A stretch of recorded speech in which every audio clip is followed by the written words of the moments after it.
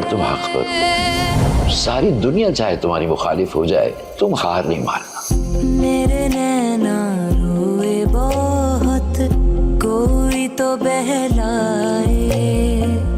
दिल में है दर्द बहुत, रहते हैं घबराए।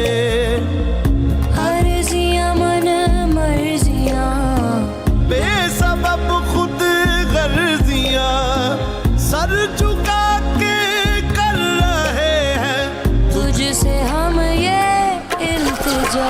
मेरे मौला बे मौला तू रहम करी, मेरे मोला बे मोला तू रहम करी। उसने जो मेरे नसीब में लिखा हुआ है ना, वो मुझे मिल जाएगा। बहुत घमंड है ना उसे अपनी जात पर। उसकी जात के टुकड़े ना कर दिए तो मेरा नाम भी सलार पाशा नहीं। पाशा की सिर्फ एक औलाद है और वो है मेरी बेटी अलीज़े पाशा।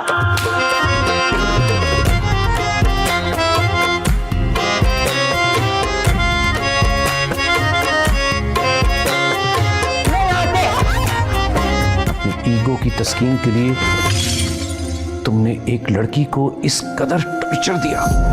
में मेरे एक ख्वाहिश है, जानता कोई नहीं।